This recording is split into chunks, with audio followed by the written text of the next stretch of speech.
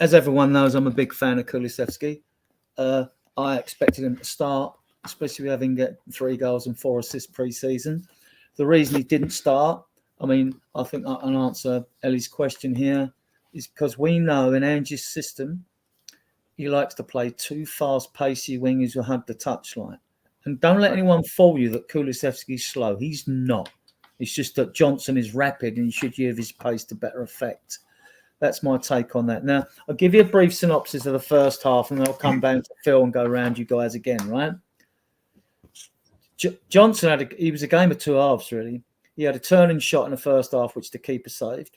Solanke then had a low header, which was saved. Romero headed wide of the post. Maddison then put the ball in for Porro to sort of score off his shoulder and head in the goal. And then Johnson went close from the Maddison pass because Maddison played quite well, actually. And then Solanke shot at the keeper that he saved it. And then Bentancur shot at the keeper that he saved, you know. And that's in the first half. I mean, Phil, why is it we aren't putting it? Why weren't we clinical yesterday? Why do you think we weren't clinical? What's your take on the first half in general? I can't really put it down to rustiness, to be honest with you, because we've had a pretty good pre-season, unlike the season before. I can't put my finger on it, to be honest with you. I mean, Solanke, it's his first game. I thought he would probably hit the ground running in that game against Leicester. I thought he'd have a field day, to be honest with you. But maybe it's just, first game blues, do you know what I mean, for a new team. You know, it wasn't like... Let me give you my take, because I don't like to trip people up or trick them with questions. I'm not that sort of person. My theory behind the first half is when we're going to do pre-season, right, Ange will do all these double sessions with all the players, right, to get their fitness levels up. He said we'll benefit that when the season starts. That's fine. We didn't have fitness issues yesterday. But then you're giving players, when he's juggling the squad of the new players, you're getting half a game at a time. You've got your fitness levels up. But what I noticed yesterday, there was some sloppiness. The players lacked match sharpness. Udogie's been mentioned already. He needed some sloppy passing. And I think even around the area, we just weren't as quick thinking between the ears that you are when you get a few games under your belt. And I don't want to make an excuse for the team. That's just a theory. I mean, people may think I'm right off, may think I'm wrong, but we just didn't look sharp. What do you think? We just need to be a bit more ruthless. Do you know what I mean? In front of goal. I don't know. I thought the first half we played really well. That's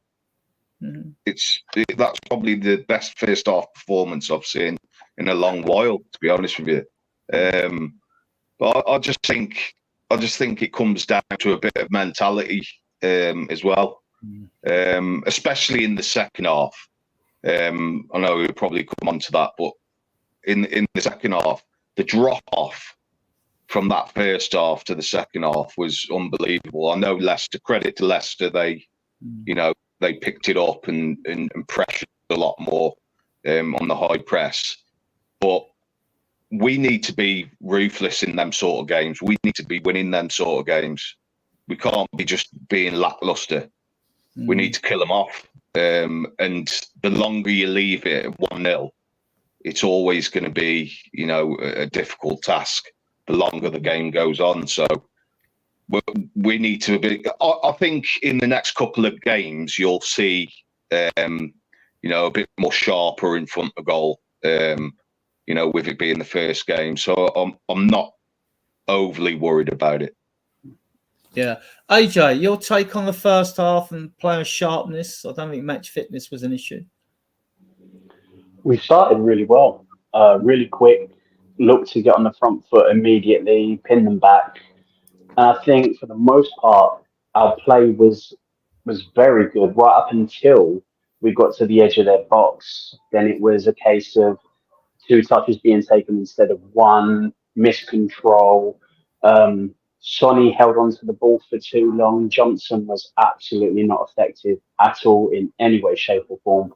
I thought Solanke was good in the sense that he was always in the right place. He was always popping up in the right place, always ready, always available. His pressing was immense. Like, he was on the front foot, getting at them, and that then triggered the rest of the team.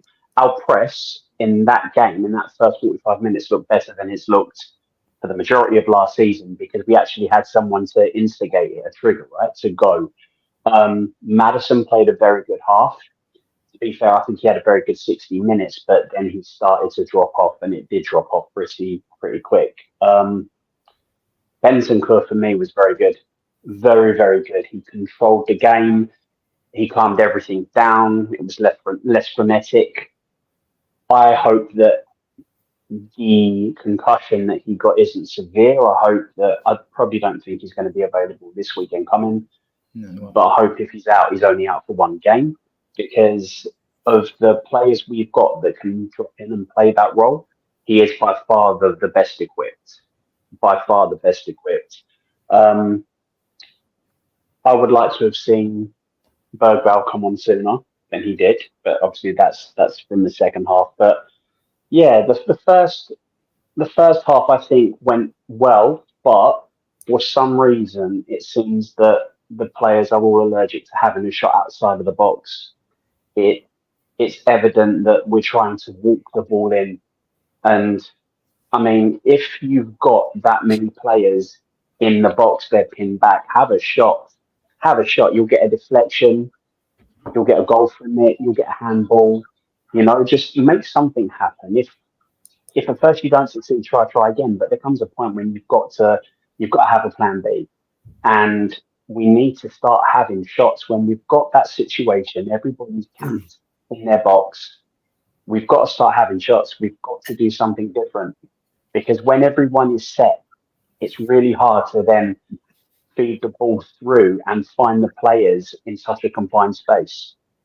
But on the whole, yes, I think the first half was positive, many more positives than negatives. But when you are in that position, when you are on top, you need to take your chances, because at this level, when you don't, you get punished for it.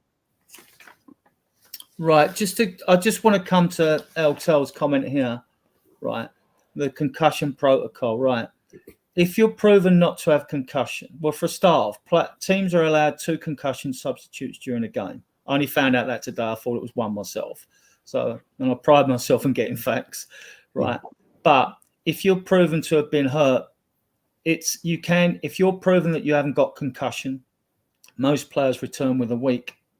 It says, but if you've got concussion, you have to miss 9 days minimum. But obviously you're reviewed over that period of time, to make sure you're okay, right? So it's 7 days if you're okay. Within a week, most players are back. I don't think there's actually a 7-day protocol. It might be 5 or something like that. I don't know what it is. But it is 9 days, right? Just for that. Brad, we'll come to you now. Your take on the first half? Well, I think it was a game of 3/3 more than 2 halves. Okay, fair enough. So I thought for the first 2/3 of the game, first 60 minutes, I thought we looked okay. I think in the first half, I was very surprised at Leicester. I thought that they'd come out at us, the crowd would be behind them, but they weren't. And I actually thought this is really, really easy. But we've been watching Spurs for a long time now, and when we're on top of games, that's when we're probably most vulnerable. So I sort of knew that we needed more than the 1 goal. I thought that Maddison and Son were causing Leicester problems down that left side. I thought they were sort of into playing pretty well. Johnson missed that shot, didn't he, that went wide. Romero headed wide. Solanke, I thought, was in the right place at the right time in that first half. Got the 2 headers that maybe should have done better with. We should have been 2 or 3 up at half time, and then it's game over. Then you don't have to worry about the second half. I thought that Porro's goal was excellent. I thought that credit to Leicester's defending. When we got the ball to the byline and put it across, they defended pretty well, actually. They managed to get their foot in quite a lot there. So I think we mustn't take anything away from them in that. But I made a comment at half-time on WhatsApp groups and that Now, as Phil said earlier, we've got to be ruthless. This is the difference. This is what we have to do to get to that top half, that top 3 places. Can you imagine Arsenal, Liverpool, or Man City letting Leicester off the hook yesterday? I don't think they would have. They would have battered them. And to be fair, we used to do that under Pochettino in the 2017 season. I remember we won a lot of games, 4 or 5, or maybe not 5-0, but 3 or 4-0, because we got on top of teams. We had the high press; they couldn't escape, and we scored the goals. So I thought the first half, we looked comfortable, but you just knew at half time that we need to be ruthless. And I said the first 20 minutes. Well, I think for the first 15 minutes, I think Bentancur had a shot that was saved. Solanke had an excellent chance that maybe in games to come he'll put away. As soon as those goals go in, that's it. You win the game. I just knew that if you gave Leicester a sniff, that the crowd that had been really, really quiet. I mean, Leicester normally quite loud. I knew that if they got a sniff and got the goal, then suddenly the crowd would get involved and they'd get on top of us. And that proved, I know we're going to talk about the second half, but that proved to be the case until tragically, well, not tragically, but until horribly, Bentancur injured. And that sort of took the momentum, that took out the wind out of Leicester's sails and possibly saved us, really. But yeah, the first half, I thought we looked very comfortable. It surprised me how easy it was, but I just knew in the back of my mind that we have got to score another goal to win this game, which we should have done. There's no reason why we shouldn't have won that game 4 or 5-0, really. We wouldn't be sitting here miserable, and but that's what happens. I think, Brad, I think even an extra goal would have killed that game off. It didn't need to be 3-0. 2-0 would have been off that game. And also the other thing. Sorry, Phil. The other thing was that we're all talking about we're too pretty when we play our football. It's still like after you sir. No, you have a shot. No, you have a shot. We all try and walk it in, and I think when you saw Andrew's press conference after, or his interview afterwards on Sky, you could tell he wasn't happy. So maybe they're just not doing what he's telling them to do. And the other thing I noticed, that when you get a team like Leicester or any team that puts that low block on you, the one thing you need is something different. And you need the players that will get that ball, and rather than try and pass it away and look for that weakness, get the ball, take a few players on, because that takes them out of the game. That creates the space. We haven't got players that do that at the moment. Maybe this Alberto or Dirt or whatever his name is, maybe he might be able to do that, although from what I hear he's more of a wide player. But we certainly need a player that can just get on that ball. And this is something that Paul Gascoigne used to do so well. Just get on the ball and then take players on. We need that sort of player. I think Bergvall did that when he come on. He's got that possibility of being able to do that for sure. Yeah, he was trying to unlock things, wasn't he? Yeah, when he dribbled back and he got a roasting off. I must admit, I don't blame the choreo. Crazy. Don't blame the choreo 1 minute for that, because I'm watching it going, what are you doing? Yeah. He's dribbling. He's giving it all the hand action. He was like he's going to punch his lights out. Can also make the comment that I'm not proud of this, and I wish I had been wrong, but myself and Kate from Just a Girl Who Loves Spurs are the only people that I've seen anyway that predicted the score. I actually predicted 1-1. Right. Is Colin here, or has he gone to pick his wife up? I think he's got to pick his wife up. Okay. Mark, your take on the first half? Well, to be honest, the way we started, we was on fire. Absolutely on fire. Like the first, I couldn't believe it. But it's like Jamie Vardy said at the end of the game in his man of the match interview. He said, "We gave Tottenham too much respect." And they did. To be honest, because as soon as they start, I know we're going on the second half in a minute, but as soon as they started sticking their foot in, and that suddenly they were all over us, and it was, but the first half, you couldn't have asked much. Well, you could have asked for another goal, because I agree with Brad. 2-0, that would have been game over. But 1-0 is a dangerous scoreline. They only got to get one lucky one. All right, it wasn't a lucky one they got, but they only got to get one bouncing off someone's backside, and they're back in the game. and suddenly the crowd are up. You know, I was surprised with their crowd, to be honest, because I was expecting it to be like, you know, like it was at Ipswich for Liverpool's game. The Ipswich crowd were fantastic. Yeah. You know, but, well, to be honest, like Tottenham sort of silenced their crowd by the way we played in the first half. It's like I said, like, I mean, well, during the first half, there was only going to be one winner.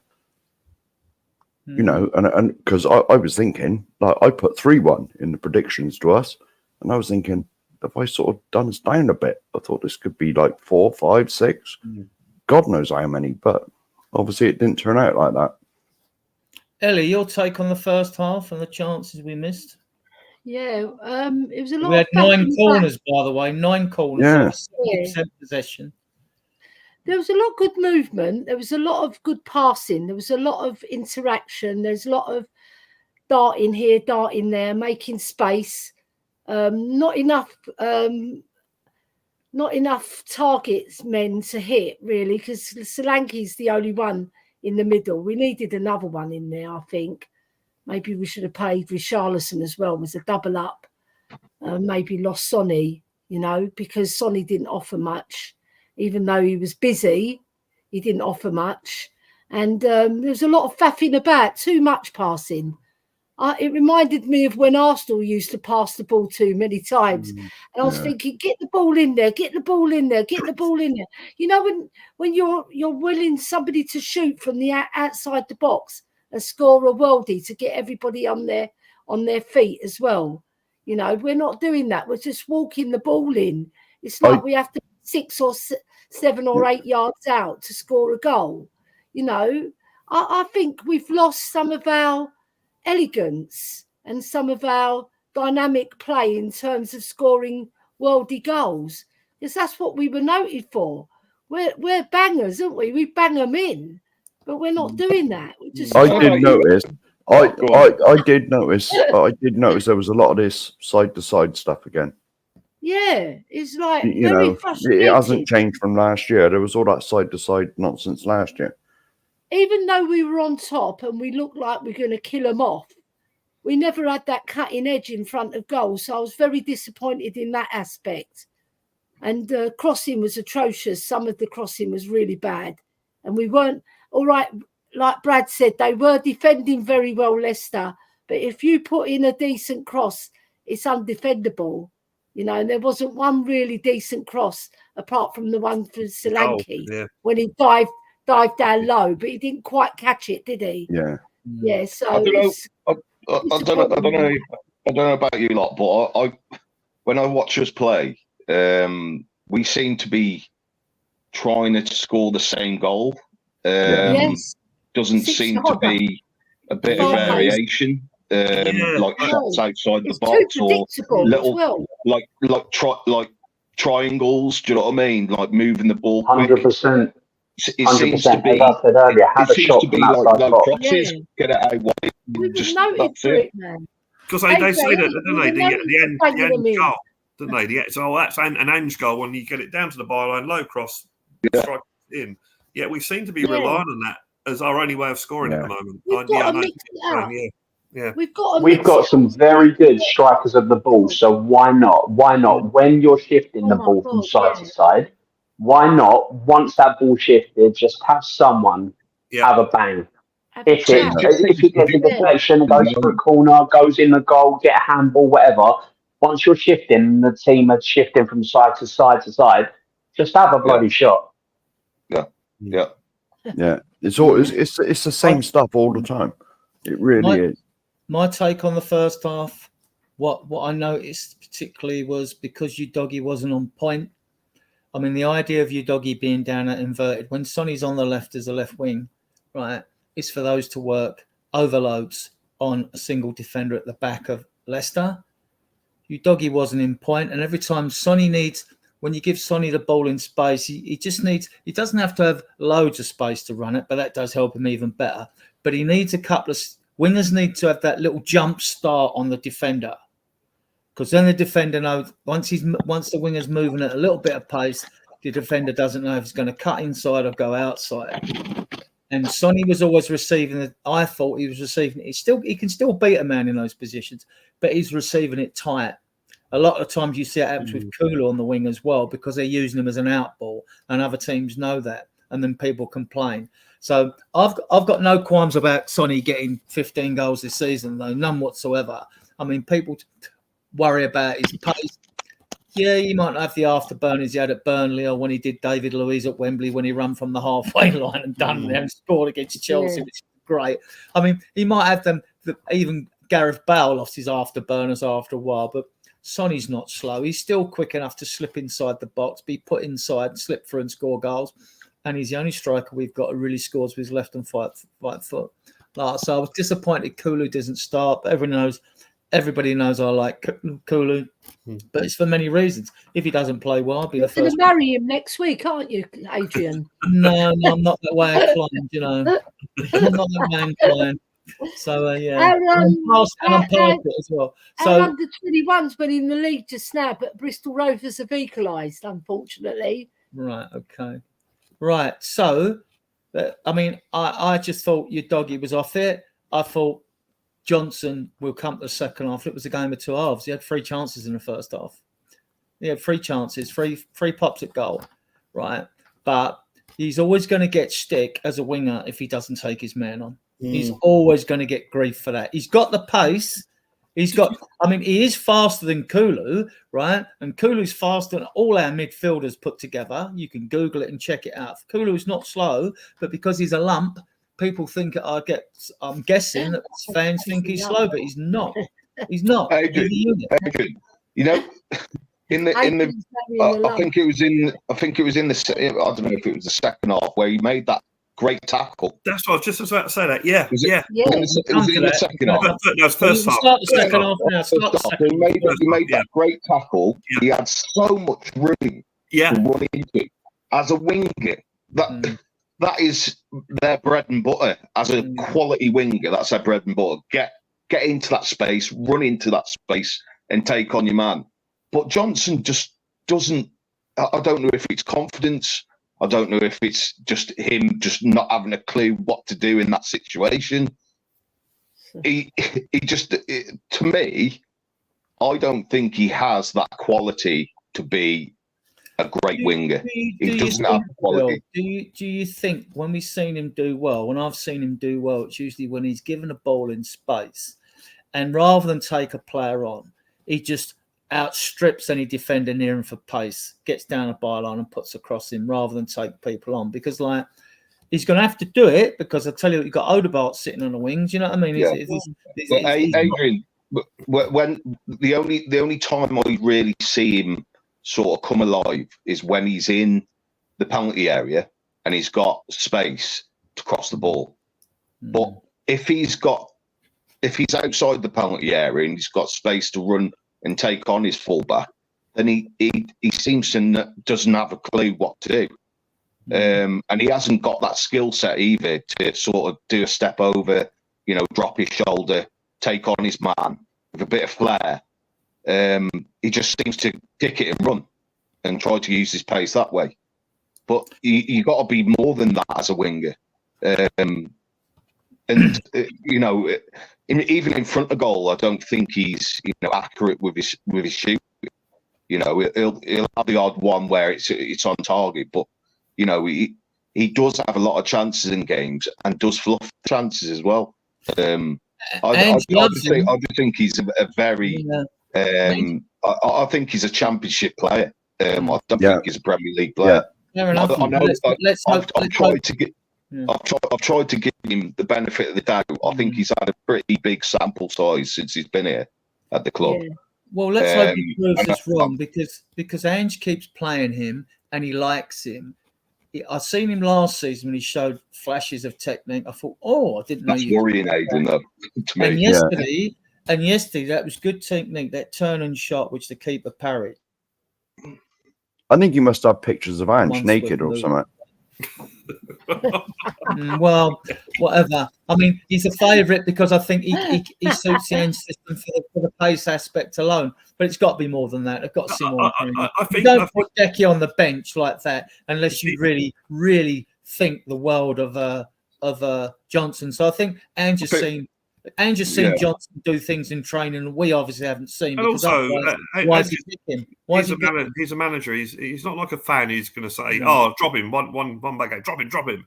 I think Andrew's the manager, and he's going to do what managers do and give him more of a chance. But yeah, I was disappointed with him yesterday, and he does definitely have to do a lot more. And yeah, I've seen him go past players with his pace, but he didn't seem to want to do that yesterday for some really weird reason. You see, AJ, coming to you. I mean, last season, right?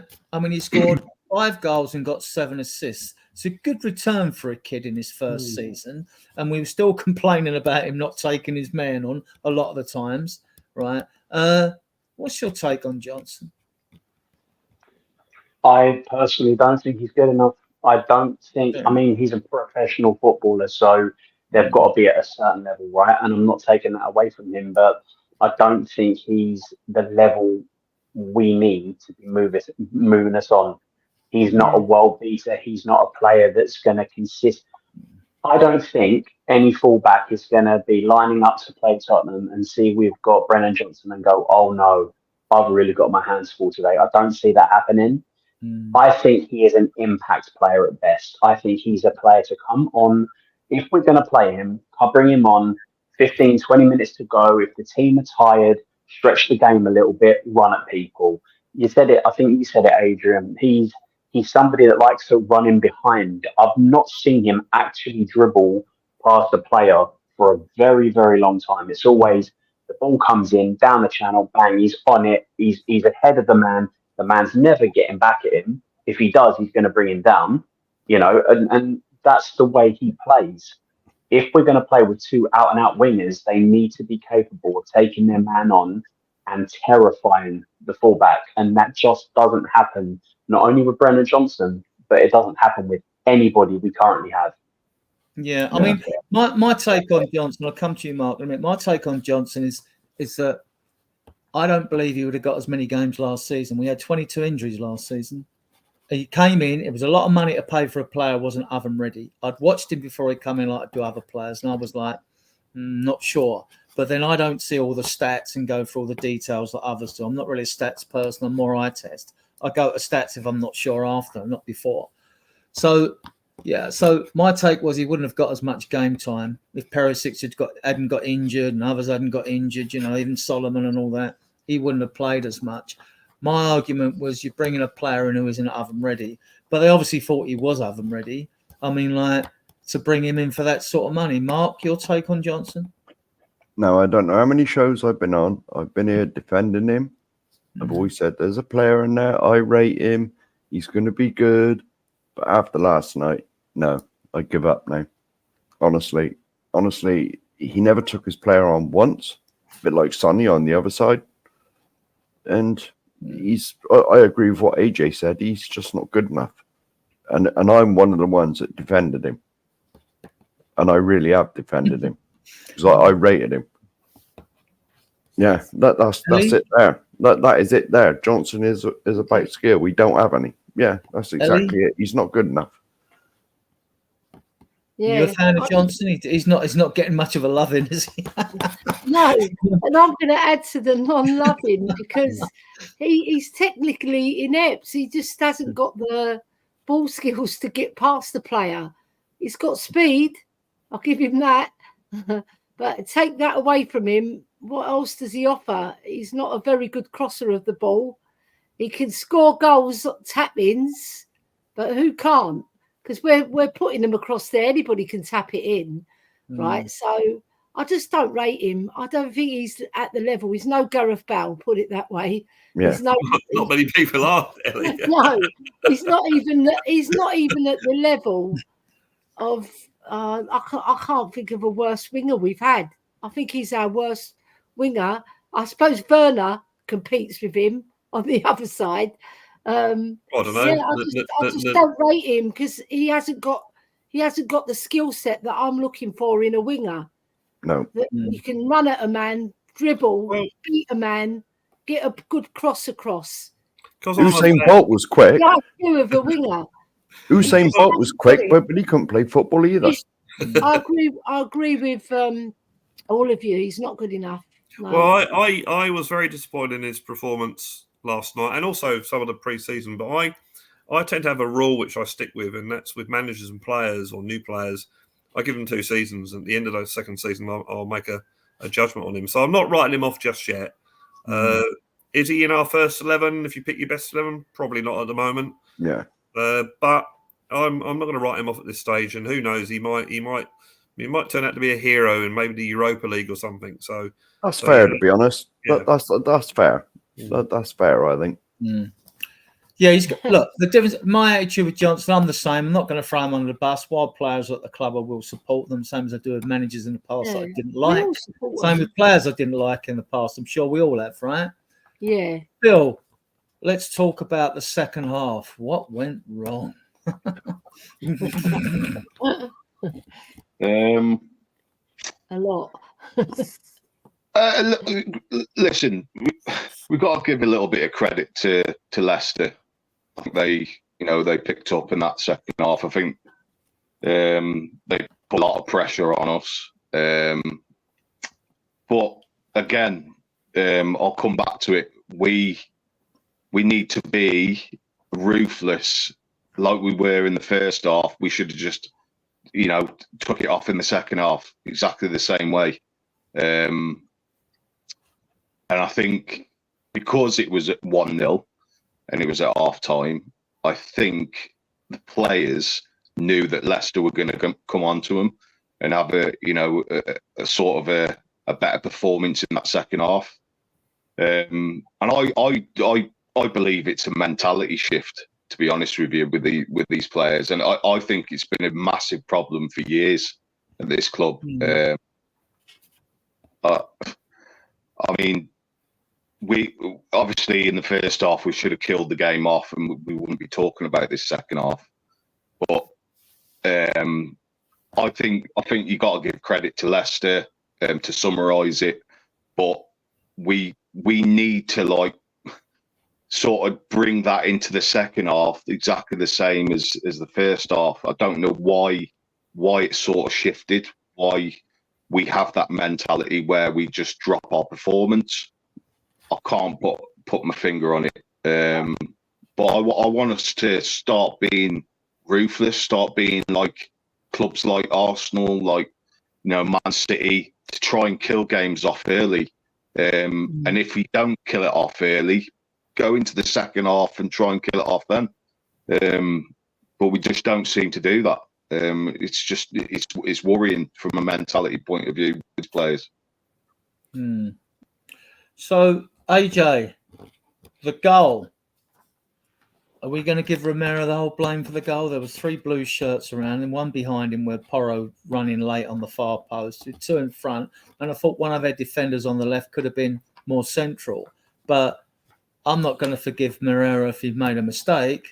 But I just think we were just awful defending that. Awful.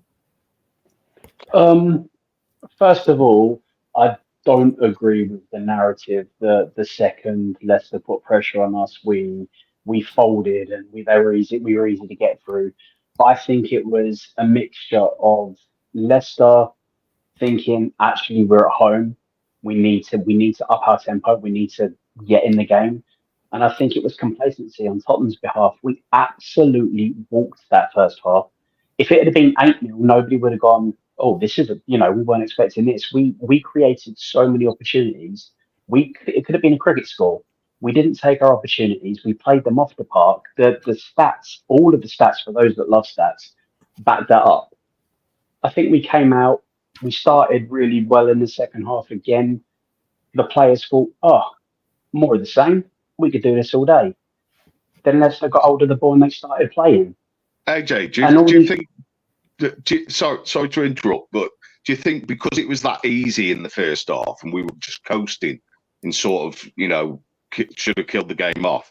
Do you think we thought it would be exactly the same in the second half? 100%. We could just keep that same energy, coasting through the game and just nick that extra goal. Absolutely. And that's exactly it. That's exactly it. It was a case of we started the second half how we started the first half, how we ended the first half. And then Leicester literally, the penny drop, they needed to get into the game. And people have to understand, this is a little thing about football. It doesn't matter whether you're Tottenham Hotspur. It doesn't matter whether you're Manchester United, Manchester City, Liverpool, Arsenal. Every Premier League team has had games where they are absolutely pummeling their opponents into oblivion, and they walk off the pitch, they've drawn or they've lost because the team's sitting and something happens. They don't take their chances and they concede a goal. It happens to everyone. This is not new to Tottenham Hotspur.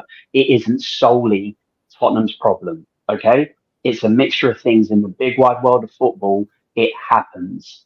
The goal, it's a mixture between Porro and Romero. I would say more of the blame lies with Romero. The issue I have with it, players make mistakes, right?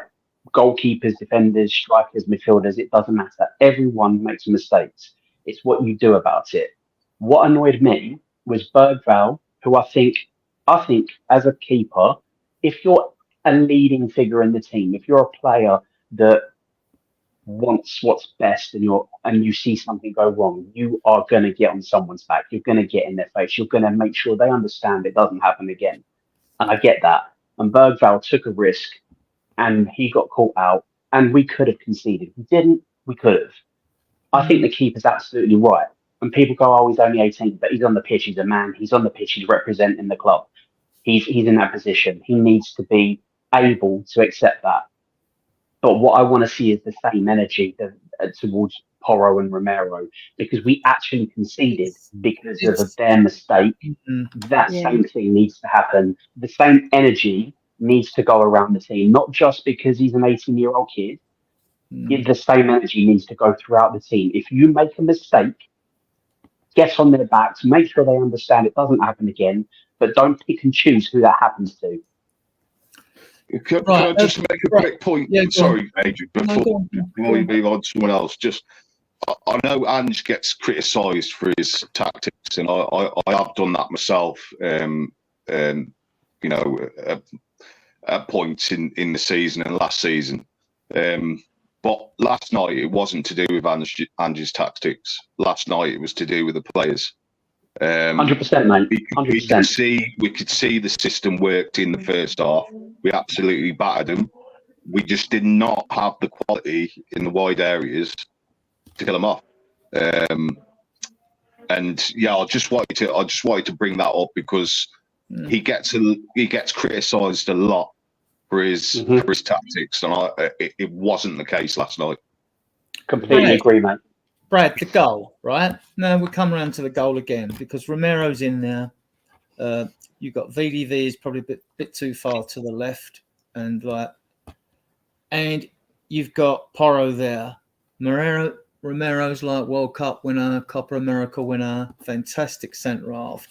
Don't get me wrong, our defenders at any time during the season are going to make mistakes that lead to goals. You wouldn't concede goals otherwise unless it's a goalkeeping error. But what about a bit of leadership? Why aren't the centre-back shouting and why isn't Vicario shouting? The difference with Vicario, when he first came in at Brentford and all that, he was nervous. Once he settled in, he was shouting a bit. Shouting at Bergvall, no issue with that at all, because that can be just like adrenaline coming out once you've made the save and you're angry and all that combination. It's not personal, and he's not being personal. He's bollocking the player because he's fucked up, basically, right? So what about this? There should be someone with the responsibility, and it includes the goalkeeper's got to be one of them. One of them central defenders has got to be there, marshalling, pointing to his defenders. Well, first of all, Vardy's goal was scored in the 57th minute. So that sort of, virtually agrees with my narrative that it was a game of 3/3. And for the first 60 minutes, I thought we looked very comfortable. Admittedly, I agree with what AJ was saying at the second half. You at that stage 1-0, you have to win that game in the first 20 minutes. You have to go out there and be ruthless and win the game in the first 20 minutes of the second half. And for a while, it looked like we were going to do that. Solanke had that shot, which he didn't score, and I think Bergvall had one. And we look comfortable. The one thing is going to happen, and I'll get into this goal, the one thing is going to happen is left to score, suddenly their crowd wake up. And I think David Clark in the comments put it, that we always seem to collapse when this sort of thing happens. And we didn't put the second goal in. And then when Leicester had that attack, the other thing that, and I think Gary Neville said this on Sky Sports last night, is that if you're Romero, you're thinking, well, who's the one player in that Leicester team that can score against us? Vardy. That's the one player. So you make sure you're the top central defender in that team. You make sure that you get Vardy when you're on. You know where Vardy is virtually every minute of the game. Yet when that cross came over, he had no idea. So I do blame Romero. Porro's got a bit to blame as well because he wasn't there either. But I think with that goal, that was the reason we considered that goal. But also with that goal, it shouldn't be. And I'm agreeing with Phil on this one. It should be a consolation goal. You're gonna let goals in. You're gonna defend poorly, but it should be a consolation goal. That should be, one goal in a 2-1, 3-1, 4-1 win. It just so happens that we hadn't put them to bed. We hadn't put the game to bed. They score, and then suddenly at 1-1, the crowd get into it. Tottenham do what Tottenham do, and they seem to suddenly panic and suddenly lose all their composure. Because I've noticed this in the last, even under Mourinho and under Conte, Tottenham, when things are going well for them, are the most confident team in the league. When things are going well for them, as soon as anything goes against them, they really struggle. They really do. And I think that we, again... You think we're flat track bullies? Well, yeah, I think we are. And we should have been... Well, I'm sort of contradicting myself there because we should have been flat track bullies last night, but we weren't. But I think when things start going wrong for us, we seem to struggle. And I think that we were... helped, and that's probably the wrong word to use. When Bentancur went down injured, terrible thing. I hope he's okay. I really do. I remember what happened to Ryan Mason. That ended his career. So I really, really hope he's okay. He was walking to the bus after. Yeah. So I think from what I've read, but that took the wind out of Leicester's sails because we looked very dodgy then. Vardy had a really good chance to score to make it 2-1, and Vicario pulled off a really good save. But when that injury happened, that took the wind out of their sails. We brought on the young players, and we should from then that moment on we're okay now. We can start again. Should have gone back to and should have still won the game from there, but we didn't. Richarlison had that header right at the end. He glances it goes in. But hey, look, we've had our share of last minute wins.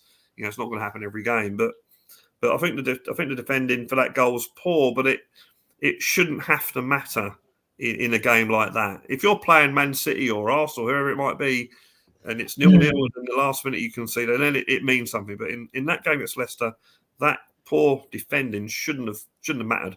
It should have been a consolation goal for Leicester at best. But and as for I totally agree with what AJ was saying about Bergwijn. I like Bergwijn. I think he's a really good player, and hopefully will go on to be a top player for Spurs. But when he got that ball, when he started dribbling it back towards his own goal line, I'm watching it on TV going, what are you doing?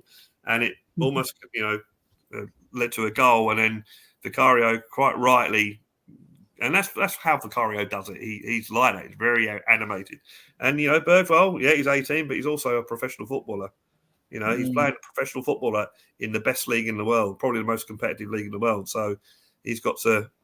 stand up, but he's got to expect that sort of thing. And to be fair to the lad, it didn't seem to affect his game. I think he took it on board. And I think the spirit of the Tottenham team is probably pretty good that after the game, they'll all be friends and they'll all be okay. And, that'll be the end of it sort of thing. But, I thought go back to the defending, it was poor, but it shouldn't have mattered. Mark, they scored, and for some reason, this shouldn't happen. We lost our composure, didn't we? Well, I am firmly in your camp, what you've been saying. For the past, Lord knows how many shows I've been on, you've been saying we got no aggression in the midfield.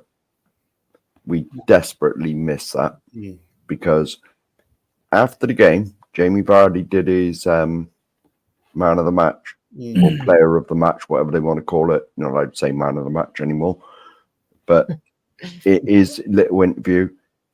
And they were saying about the first half and the second half, and they were saying, did you give Tottenham too much credit or praise, or did you and he was like, well, yeah.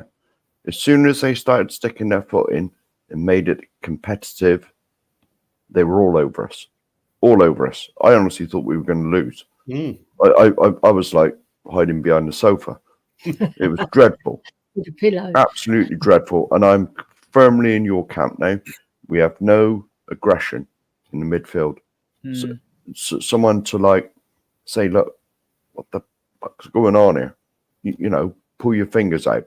You know, we need a player like Graham Roberts in that midfield. In that midfield, because he wouldn't have had none of that last night. As soon as they started running all over us. If you play Dragosin at the back, you could play Romero as a.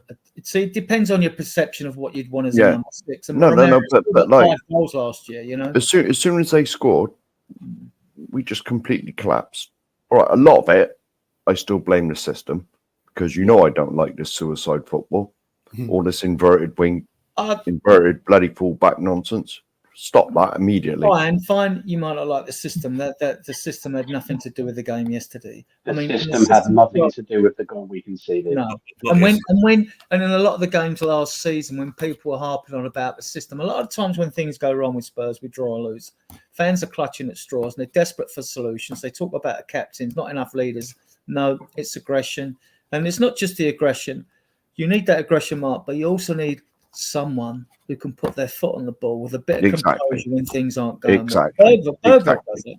But I mean, and going back to as well, yeah. Another thing I noticed, Sarr, I think, was the worst player on the pitch. Yeah, he was absolutely awful. I thought Doggy was poor. Sarr was poor. I thought Bentancur was good before he went off, and I criticise him. So maybe we were watching it differently because sometimes you can deceive yourself, especially if you like a player. And I do like Bentancur, right? So you can deceive yourself that way, like. But Ellie, your take on the second half, and then we'll discuss substitute. It was a bit of a calamity, especially the goal, because we gave Leicester the impetus and they just took it with both feet and they drove at us and they were giving us problems. And when Vardy scored, it wasn't no surprise. It was lack of discipline. It wasn't the system. It's just discipline and desire to work and keep your shape, you know, out of when you lose the ball in transition, you've got to have the desire to run back. And there was not one player in our team. It's not Ange Postecoglou's system. It's the discipline to keep the shape. You know, if you lose that, then you lose a goal. And with Vardy around, he had another chance, didn't he? Like everybody pointed out, and he could have made it 2-1. And then I think he had another chance as well after that. So we didn't even learn from our mistake. We let him go the second time as well, and he beat us easily and got his shot off. Luckily, Vicario saved it. You know, otherwise I would have been behind the sofa with Mark, honestly, because it was so dreadful. In regards to the aggression, we lack it. We've only got Romero, really, who shows any aggression. And it's like Bentancur got stuck in as well. You know, he got stuck in, but he's not. Bentancur is definitely aggressive. Bentancur definitely gets stuck in. Yeah, he was quite aggressive, but he's not like a physical presence. Like we lack a Graham Roberts as a number 6. Honestly, we need somebody who's a leader in that midfield and holds that midfield and drills them, because they say you defend from the front, but you also defend from the middle and the back, right? So once they get through that press at the front, they're into the midfield, and then all it takes is one good ball. And if we don't have that discipline and we don't keep our shape in defence, we're always vulnerable to letting a goal in. So I just feel that we lack a lot in defence. The actual organisation, you know, there has to be one leader at that back, and it should be Romero. But a lot of people are doubting him.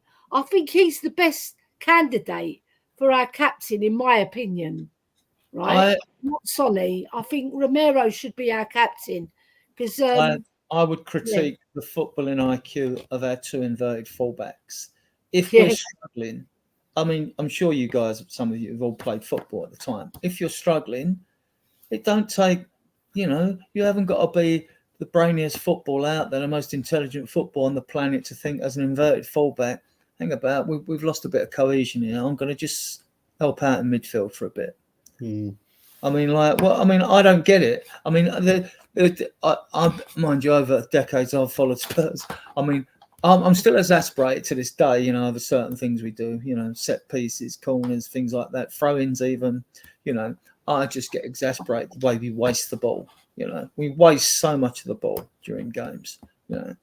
Anyway, we'll move on the second half. Phil, your take on their substitutes? Did they help or hinder us? I'm just trying to think who come on now. I know Bergvall come on. Gray, Bergvall come on. Charleston came on. Benson, Werner. I think Richarlison probably came on too late, didn't he? Really, to have any. Yeah, he only come on about the last 2 minutes. Yeah. I mean, the only player that really made an impact was Bergvall when he come on. He tried to, at least he tried to sort of unlock something, create something.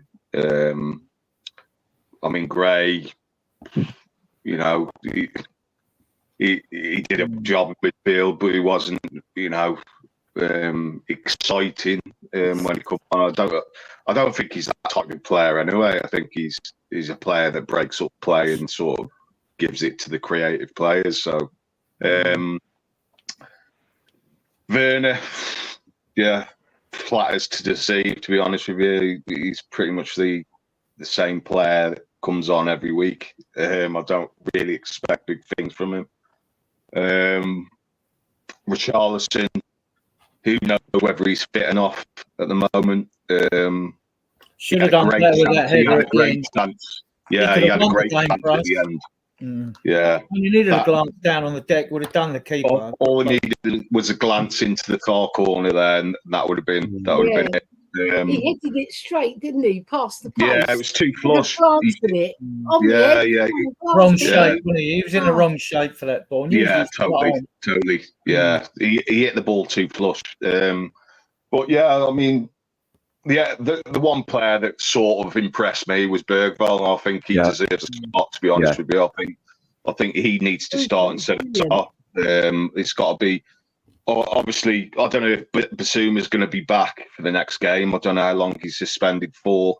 But we're going to talk about that actually. Yeah, I mean, Bentancur is going to be. He's probably going to be out for that game.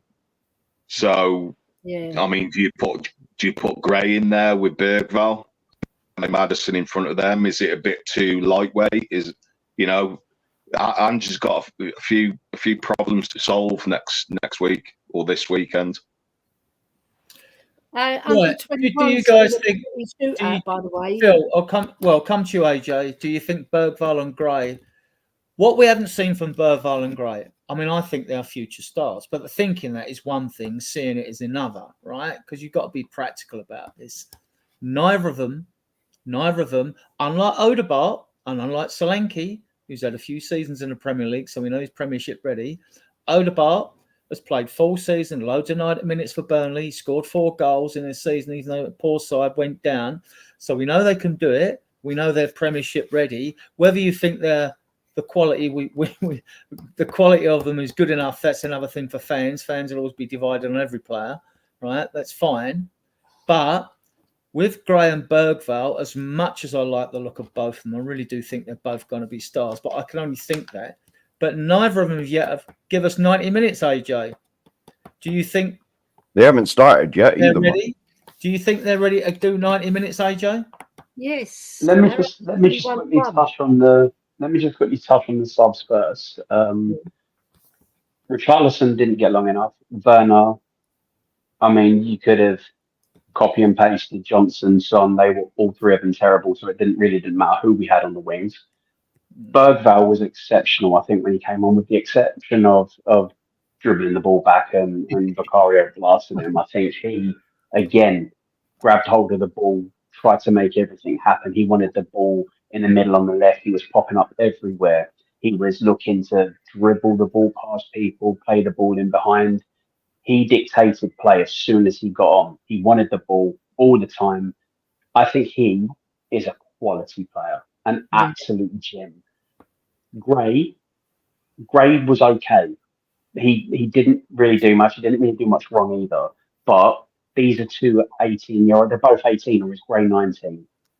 They're both two young kids that are being asked to come on and affect a game that was slipping away from us for whatever reason, whether it was because Leicester put their foot on the gas or we became complacent.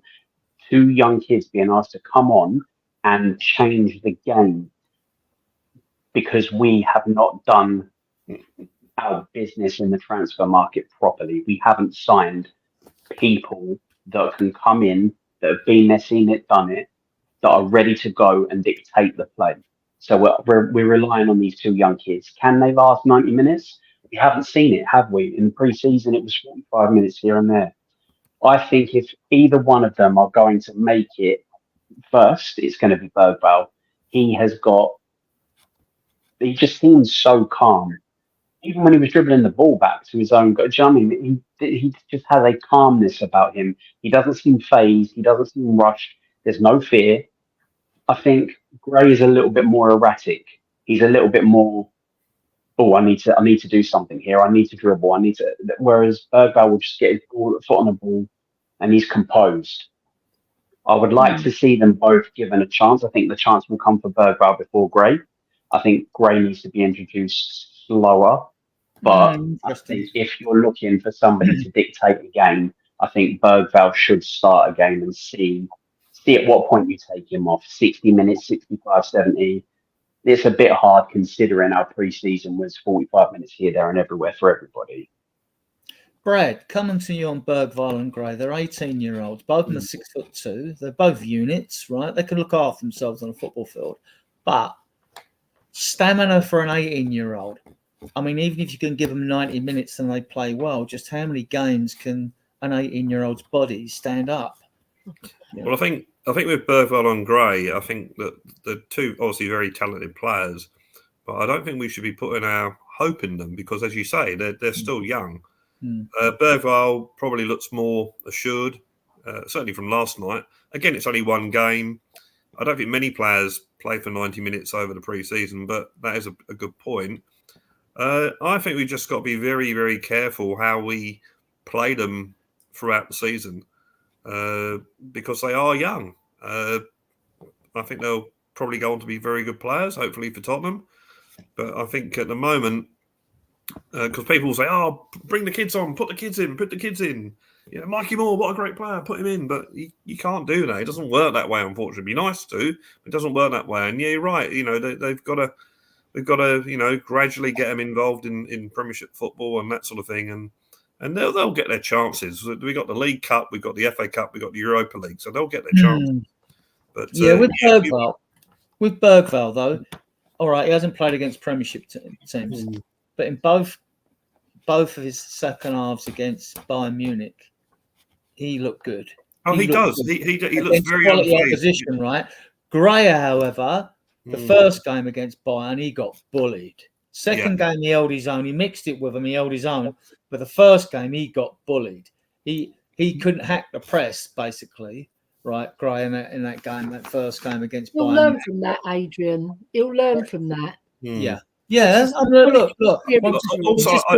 I love the players, but we're doing a critique. We're doing a justified critique on. I don't think we really know what his best position is for the team at the moment. With Bergvall, we do. We know what sort of player he is. But with Gray, I think we're still trying to find out where he's going to be best suited in this team. I personally thought he might be going to be our number 6 or the number 6. I think there's hope that it'll be number 6. I think at the moment, with when Sarr doesn't play well, he's box to box. I think Gray's penciled in for that number 6.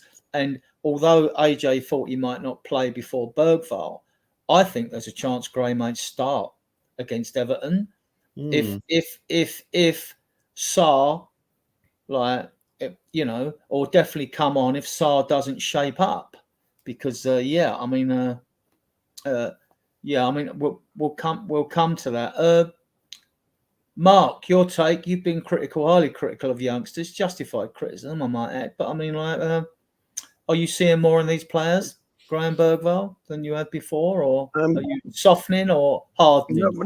No. Hang on. Bit rude. Well, yeah. I didn't mean hardening in that way. Anyway. I knew you. I wasn't going to go there. I was just looking for me tablets. Oh, hang on a minute. Bergvall looks good. I will admit, he looked good when he come on. You know, he did a couple of mazy little runs, you know, in that second half. And it's a lot to ask two youngsters to walk straight in and rip it up. You know, I mean, we've spent over £100 million this transfer window for one starter, and that's Solanke. You know, the rest of it is for the future again, for the future. To be honest, with the amount of kids we bought, right, I was waiting for a sperm to come on in the second half. So you think I'll be waiting in a maternity ward for our next. Yeah, well, exactly. You know, it's that sperm gets itchy on the bench. Is that why we always come from behind? Quite possibly. No. But like, to put all this pressure on two youngsters is too much. It's too much for them. It's too much for them.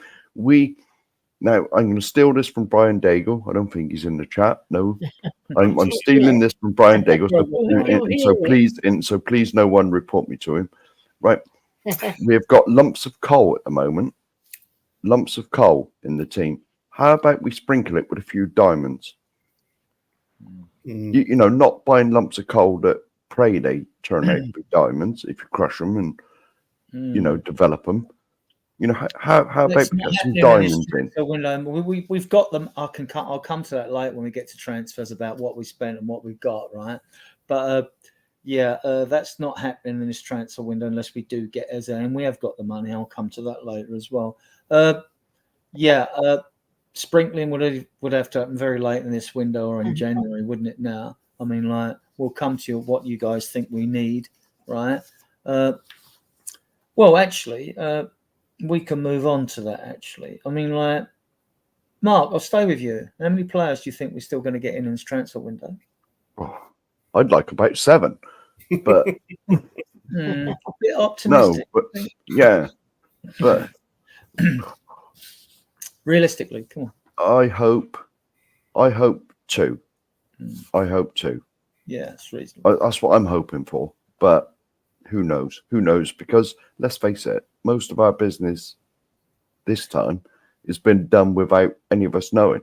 None of the real ITKs have had any, like, oh, Tottenham are looking. Well, they've all come out. Tottenham are looking at Eze and Tony and Lord knows who else, but none of them have come true. And the ones we have signed have come out blue. So with Højbjerg, Skip, and Lo Celso obviously going, right? He's going, right? Are you expecting at least one of these two to be a midfielder? And if you are, what is the other position you're looking at? I want us. I know Ange. I know Ange doesn't. Well, allegedly he doesn't play with a 6, but like I want to see a solid number 6. Someone. All right, he's bloody about 70 now. I bet he's your age, Adrian. But someone like Graham Roberts. Thanks for bringing ageism into the context. No. It's just not ageism, but like just ribbing you. Graham, straight in there, Mark. No messing. No. Well, you know, ruthless. But you know, but someone in that mold, you know, we need someone who can put their foot on the ball and boss that midfield. You know, slow it down if needed, speed it up when necessary. You know, we got nobody like that. And secondly, the other position. We've got Bergvall. He did that. He did all of that yesterday, Mark. Until when he came on. And yes, brilliant. Bergvall. Bergvall. Yeah. The boy. Yes. But again, he's very young. He's very young. Yeah, again, he's very young.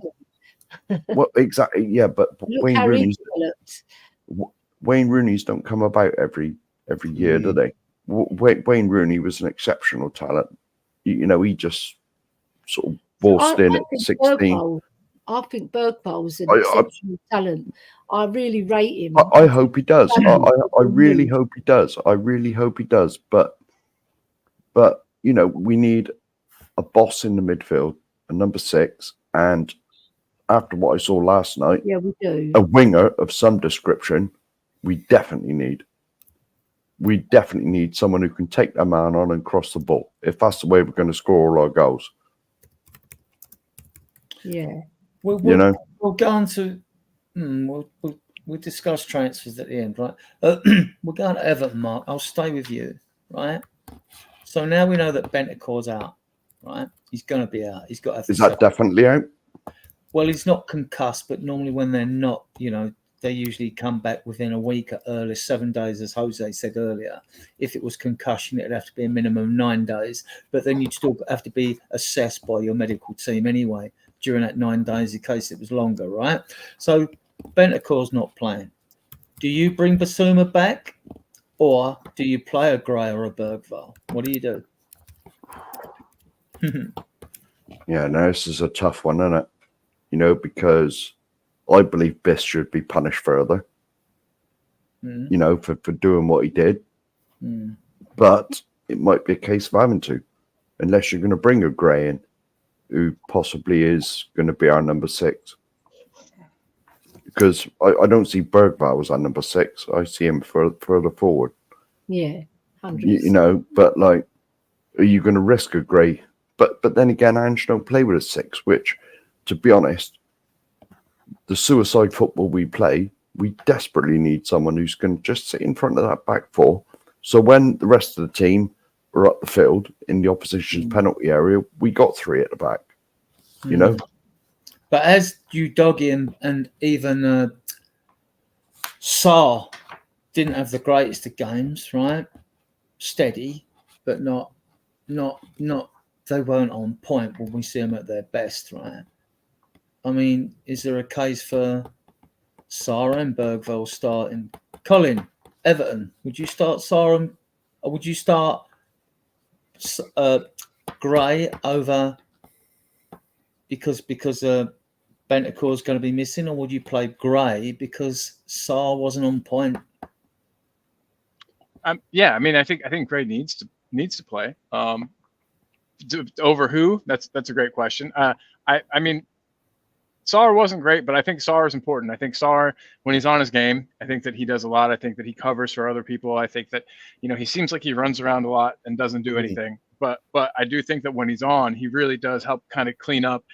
We don't have a 6, but I think that sometimes he's the closest we've got. He runs around and tries to do some of the dirty work to allow other players to be more creative and to do more on the offensive side of things. But yeah, we're definitely going to need him. I mean, without Bentancur, with perhaps, Basuma maybe suspended again, who knows? Yeah, I definitely would throw Gray in. I think Gray's looked good, looked the part. He's played obviously in the championship, not in the Premier League, but still, yeah. I mean, I think that he, I'd play Gray.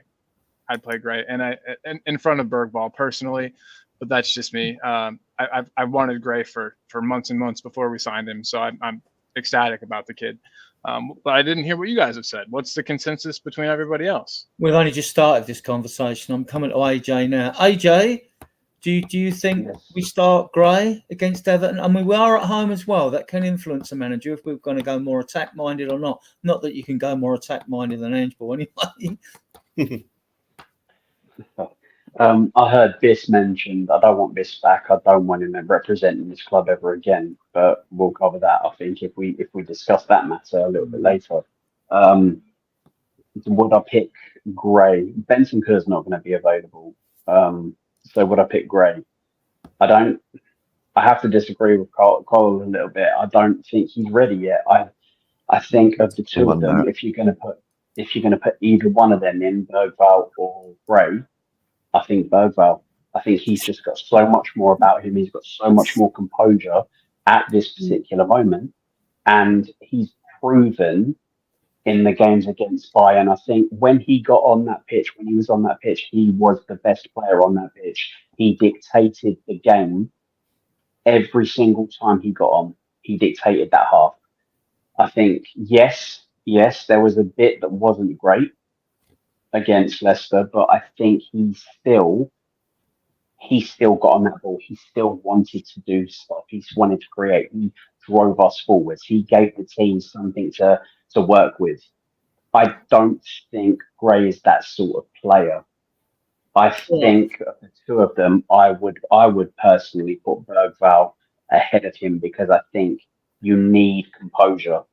It's all right trying to be busy and get forwards, but you still need to have that level of composure, especially if you're playing the way we play and you're susceptible to a counter attack or giving the ball away will cause you problems. It causes the other team to come onto you. You need somebody that's going to be composed in the middle, and I think that's Bergvall. Okay, Brad, I'll come to you because I know you've got to go. Yep. Be interesting to see. I don't think you'll see this in the starting lineup. I'd like to see Bergvall and Maddison in the same team, creativity-wise, at home against Everton, who lost at home to Brighton. The only thing that worries me about playing it that way is that they're quite slight and might be knocked off the ball a bit. But I think with Bentancur, I don't think we'll play. I'll be quite inclined to replace him with Gray at home as well. Would you go for, this might be a little bit left field for some, but I mean, like, would you even bring Decky in as the number 8?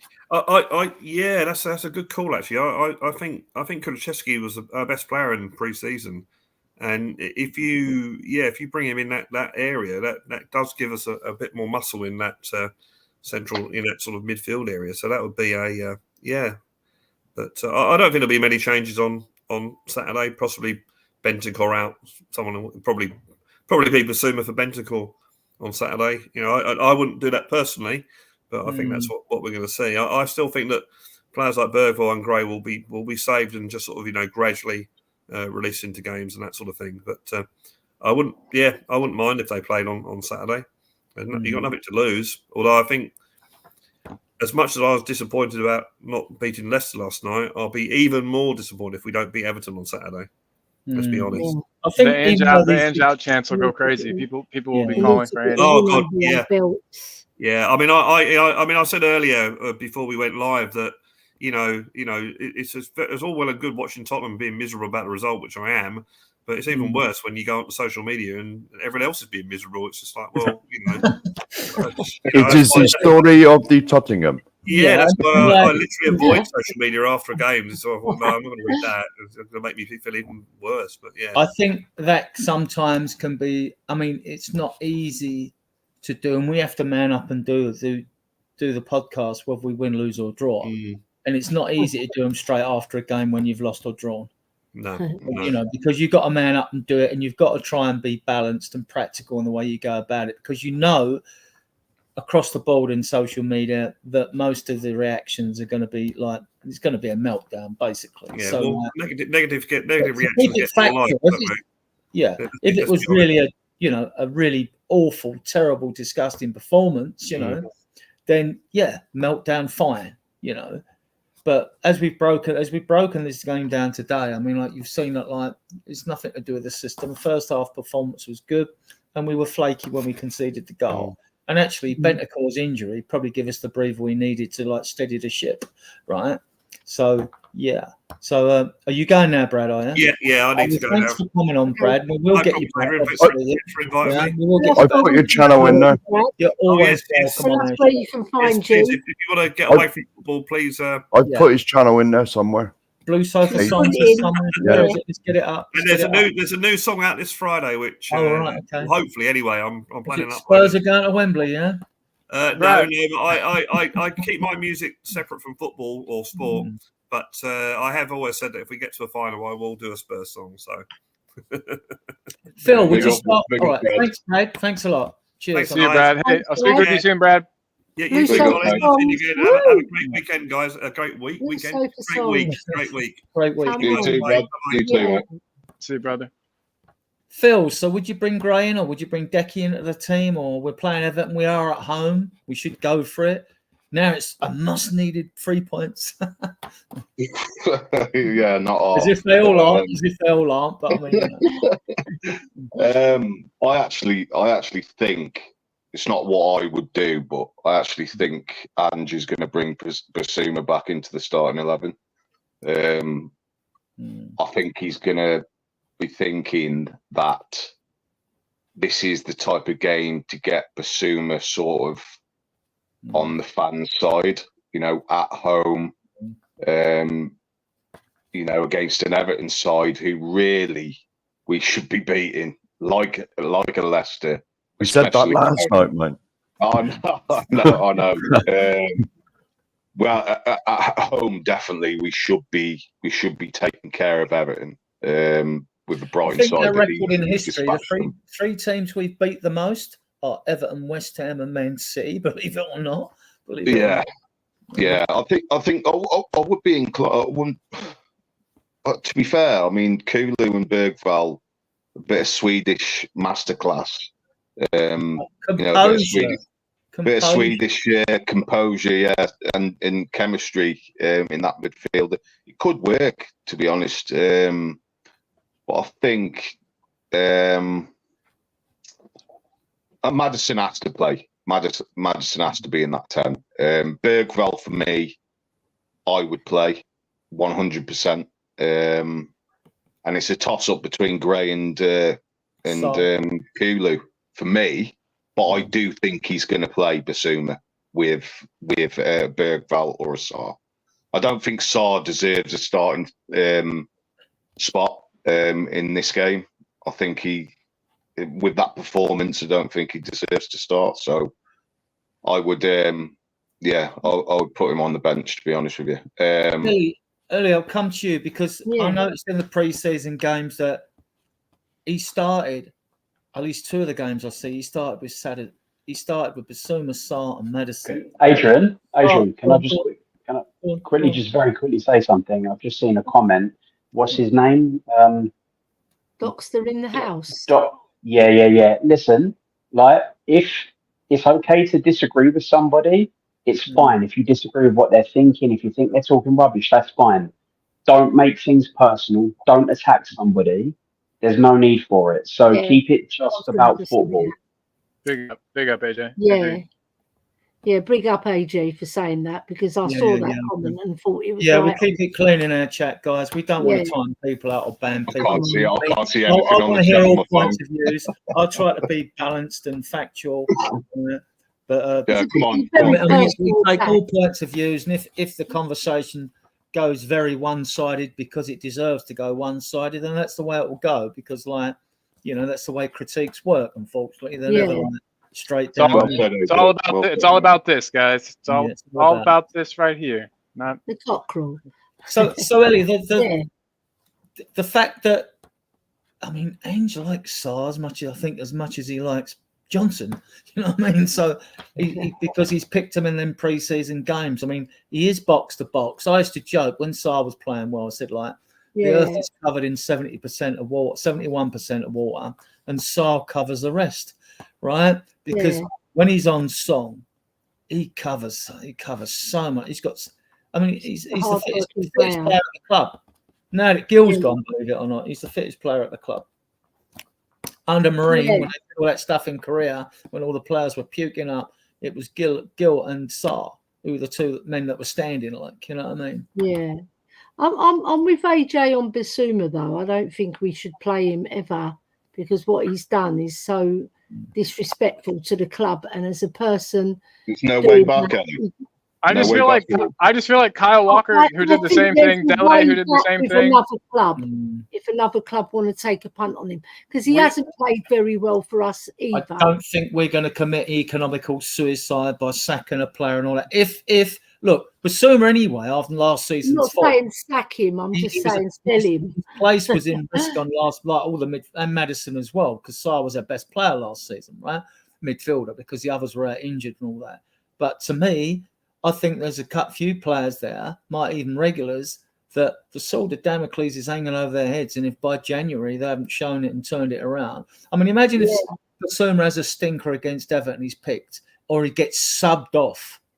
how do you think that crowd's going to react? I'm not one for booing players, right? I know, but they're not. They're not gonna. There'll be, a response from the crowd. Well, we his act together. He wasn't our best midfielder. Sarr was the best midfielder last year, so I wouldn't throw him under the bus just for one bad performance.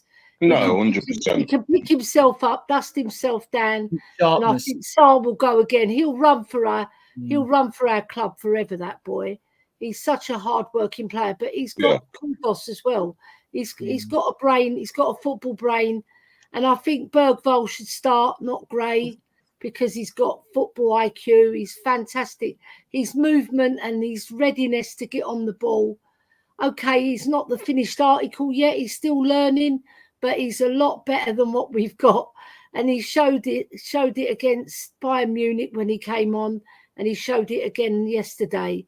All right, he did one dribble that went wrong, but he's young, so he's learning. But I would play Maddison as well, because he created our goal, and up until when he got taken off, he was very busy, wanting to get on the ball. Your doggy was a bit ineffective, so he didn't take his... Normally your doggy's going up, charging up into Maddison's space. Maddison had a lot more time on the ball to think about what he was going to do. So I would play Bergvall, Sarr and Maddison, and then have Kulu as a false 9, and then I'd have Odebert coming in on the wing. I wouldn't play Johnson. I'd leave him on the bench as an impact sub. I'd leave him outside the stadium. Yeah. Or just sell him back to Nottingham Forest, because I mean they've gone down Nottingham Forest, haven't they? So I think they went down last season, didn't they? So he can go back there. And Basuma, I agree with AJ. He shouldn't be put in the first team after what he's done. He's posted it on social media. Kids are seeing that. He's not a good role model, and he's played pants for us all season. Last season he had 7 or 8 games good, and the rest rubbish. So he doesn't deserve a place anyway. No one might sound harsh, but sometimes you have to be harsh in football. I'm just going to say, I just want to bring up Kyle Walker and Dele did the same thing. I know it wasn't illegal then, but it's just recently. I don't know. I just feel like we all let them off the hook.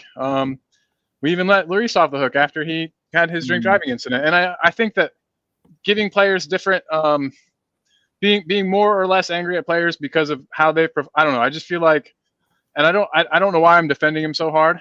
He's not, like my friend. I don't know him. It's a field rife with contradictions, isn't it? I mean, like, sack anyway. He's not going to get a sack. We know that. I mean, I don't know about you guys. I thought a 4-match ban, but now that Bentancur's got injured, it changes the complexion. I mean, what's Ange going to do? I mean, did you notice during the game that Bentancur was playing a bit deeper? He was playing a bit deeper in times and picking the ball up in deeper positions. And usually, when I like Bentancur at his best, he's driving forward, isn't he? He's dragging you up the pitch, That's my take on Bentancur. But Basuma, what an idiot. These people who live such privileged lives. I mean, they live such privileged lives, but they're flawed the same as the rest of us, So let's the club and Ange to sort that out. Whatever we Can I just say? Yeah, of course you can, Mark.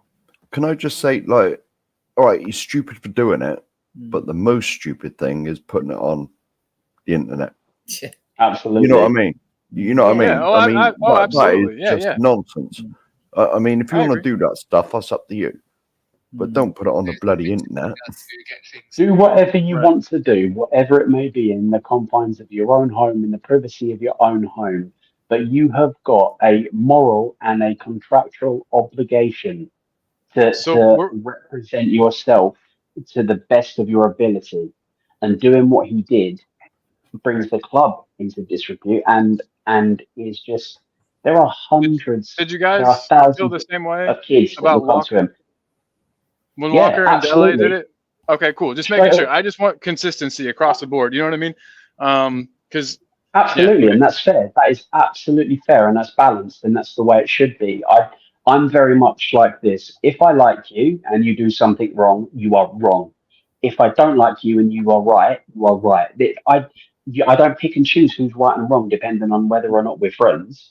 If I Sweet. support Okay, you cool. or not. If you're wrong, you are wrong, and what he did was wrong, and he Sweet. should be punished. I don't think one game is a punishment.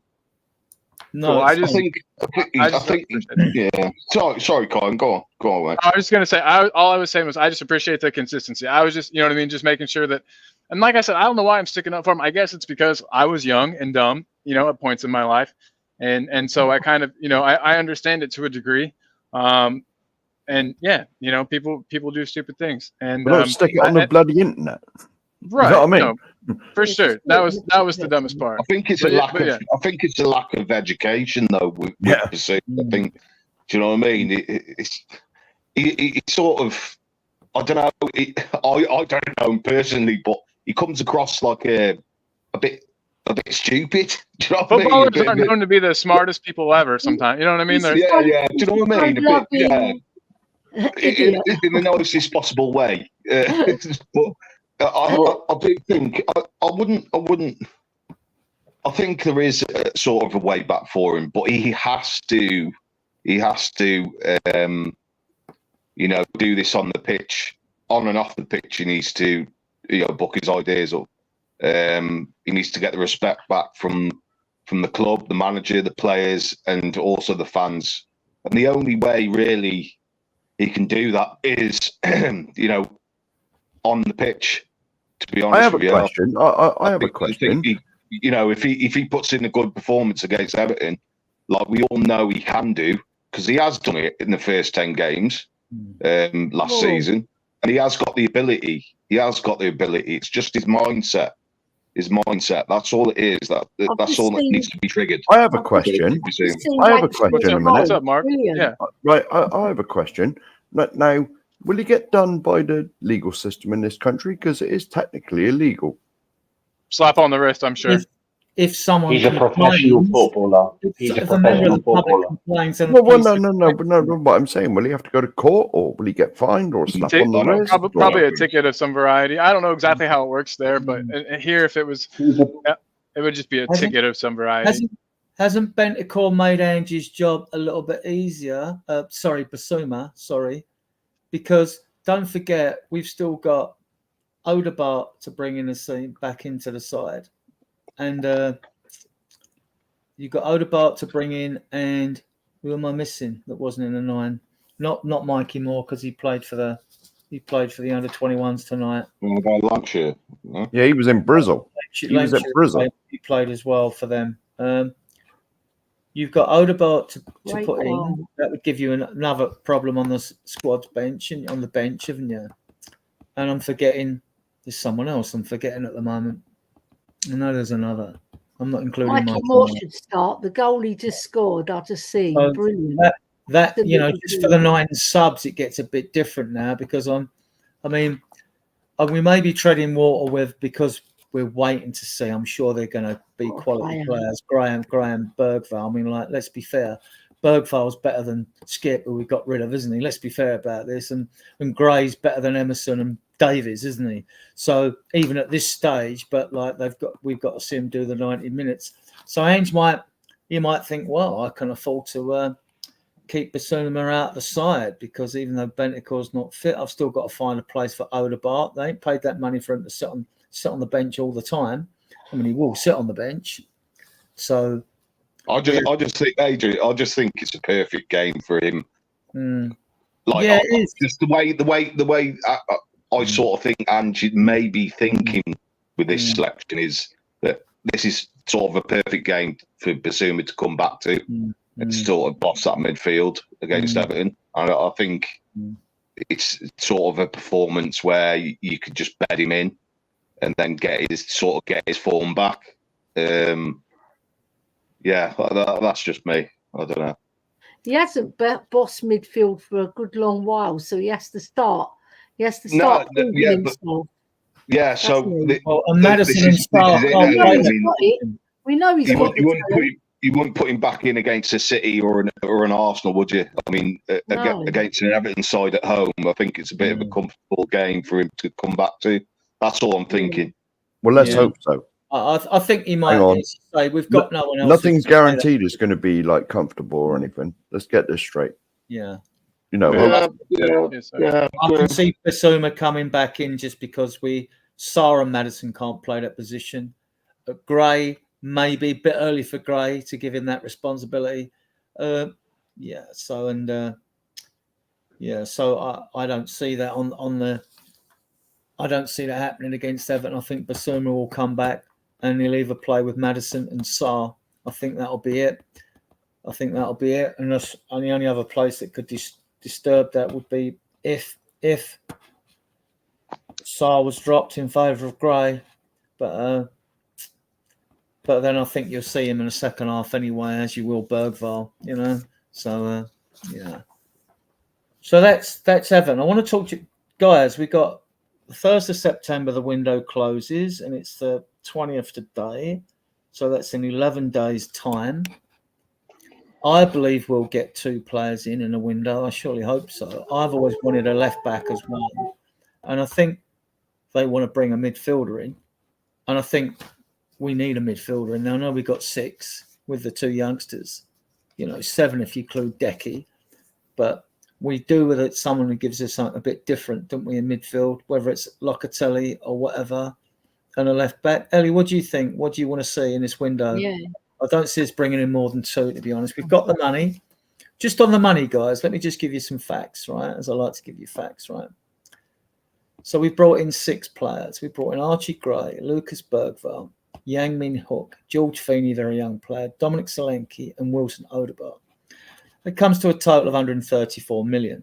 So we do spend money, but our outgoing since Ange has been here, been Harry Kane, Eric Dyer, Pierre Højbjerg, Emerson Royal, Troy Parrott, Brian Gill, Oliver Skipp, Joe Rodon, Diego Santiago, Noel John. Now, I'm not including Kane and Dyer because they were in last year's financial report. But just Højbjerg, Royal, Parrott, Skipp, and Rodon come to 70 mil, right? That's conservative. I've done this conservatively. So our total spend, 134 minus 70, is 64 mil. That's all we've spent. Now, you could expect logically Lo Celso just have won the Copa America and Reguilon to go out, even if you only got 20 mil for them. But, that'd be like 10 mil each, which I think is very cheap. That would take our total spend down to 44 million. You know where I'm going with this, right? Leaving-nomics. It's leaving-nomics for you. Yeah, well, in theory, we should still have, the best part. If you're saying 44 mil, and we've been spending an average 120 to 140 mil since the stadium opened, you said 120 mil. We should still have the best part of like 75 mil. So we could go and get Eze, right? Or we could possibly get Locatelli and Vanderson. There's a lot of rumours about Vanderson. I mean, I would like him, although he's right-footed. I would prefer a left-back. I've seen Vanderson. I like this kid, 23. He's a tank. He's your doggy mark 2 on the right. Right back, right midfield, right wing. He's one of these dedicated footballers. He's known for that. So Ange would love him. But Monaco have just brought another right back in, a Dutch guy. So it looks like they're willing to sell him. I would take him, and the reason I would take him is because he's a better defender than Spence. Already, I can see that he's better. He's a tank, right? And so if we did bring him in, what would that be? What would that be telling us? What's the insight of Ange's thinking? Would he then be thinking, well, all right, Spencer's done all right. I'll keep Spence and Vanderson as my inverted fullbacks and perhaps move Porro into midfield. Or some fans would like to see Porro on the wing. I don't see him as a winger personally. I can see Porro as a midfielder, but that's only my opinion, right? So, AJ, what do you think? What, as in, who are we going to get in? If we're going to bring 2 more in, we're definitely going to bring 1 in, whatever happens. We know that, and I think the first priority will be a midfielder. I haven't got a clue who we're going into the midfielder, just simply because, when Ange wanted a box-to-box like Conor Gallagher, who's finally got his move to Atletico Madrid, I'm just not sure what Ange wants in midfield. But again, when we're talking about managers nowadays, I remember the Redknapp saying that you don't, in today's games come so thick and fast, you don't get time to go and look at players. I'm sure these managers watch loads of videos of players, though. And I'm sure there's players that are probably not available and some may be available. But then again, when you look at a player, if you're a manager, what do? You go, I don't know what happens behind the scenes, but I should imagine that Ange would go to Johan Langer. They'll discuss what positions they need to fill, what sort of players. Ange might mention a few names that he knows. Langer might test the water, see if they're available. Or if not, you would expect Langer, with the data and analysis, then to go, okay, Ange wants this type of player. Let's go to the data analysis companies because they've got them down and have got it, which shortcuts your methods, your process of getting a player in. You go to like the BAA base agency or whatever and say like, we're looking for a left back. Can you give us a list of left backs that are good at this, that, and the other? And then go back to Ange, and then he'll have a look at them and Langer. I assume it's like a round robin sort of process like that, because managers haven't got time to go and study players and do the data analytics and all that. Like, you know, you've got 3 days between every game virtually in the Premier League. It's just not there. So I'm assuming that's some sort of process like that. I'd love to know what the process really is, right? But yeah. If they do this process, can they just push the algorithm up a little bit for the age? You know, instead of starting it at 14, whatever they do, can they push it up to like, you know, minimum appearances in the Premier League or something, you know, or proven? I think we get in one player. The way we've done our business, what we want, we're not going to get. We desperately need, I think we need wingers, right? And this Odebert, I know nothing about him. But since we signed him, I have gone and I have looked at video after video after video of games he's played in, of highlights, and I don't only go on the best bits, the montages, because they can make anybody look good. They made Werner look good, right? So I don't do that. I try to get as well-rounded an opinion of view as I can of any one particular player. He is very good. Okay, he's still very young, but he offers us something that none of the other wingers do. He will go on the left, he'll go on the right. He can play anywhere across the front, and he's lightning quick. So I think he's a great signing for us. Are we going to get another winger? No. Are we going to get another right back? We don't need another right back. We've got one and we've got cover. Do we need a right back? No. What we need is a defensive midfielder. We've been linked with 2, Gomez and Locatelli. And of the 2 of them, he's more money, but Gomez is the safer bet because he's played in the Premier League and his stats are actually better for that position. His interceptions, his tackling are higher than Locatelli's. Quite significantly higher. And we can add to that because, I mean, I know we've been linked with Edison and Fratesi before, one's at Juventus, one's at Atalanta, but we know that Johan Langer, because he came with Millie Jedinek and Frederick Leff from who's head of strategy at our club now, those 3 come from Villa. We know how much they love Jacob Ramsey as well. So, but whether, I mean, like, and they're talking 50 mil for him because there was rumour Lo Celso would go the other way and whatever. So that's another one to throw into the hat. Eze definitely isn't getting done. That's my opinion. I called it when at the very beginning of the transfer window, all the rumours, and it seemed like we made it obvious to everyone. This is our guy. This is the guy we want. We didn't sign him when he was 60 million. That clause has lapsed now. We didn't sign him when he was 60 million because they wanted 50 million up front. I cannot allow myself to believe that we've let that pass. And he's now going to go back to them and pay whatever the hell they want. I just don't see it. Also, what I didn't mention when I was giving you the maths, I didn't mention, because I don't know the figure, the amount of money we've saved on wages, which must be a considerable amount. We've got rid of something like, since Ange come in, something like 15 players or something. So, I mean, like, yeah, I mean, a couple more to go and we're sort of done, apart from the players the fans don't like, and that's like 50-50 on every player in the squad, probably. Like, so, which is the norm. Oh, it is. It's normal, isn't it? So you just get on with it. Like, one win and the mood changes, doesn't it? We've got a bipolar fan base, right? So, yeah. Phil, 2 players in or 1, do you reckon? I'd like 2 in. Positions? I do agree with AJ that I think we will get the 1, but the positions that I would like them to fill is left-sided centre back or left back to cover, and not just, do you know what I mean? To be good cover. Do you know what I mean? Who could be in the first 11? Do you know what I mean? To challenge for that spot. And I would go for Locatelli over Joe Gomez, to be honest with you.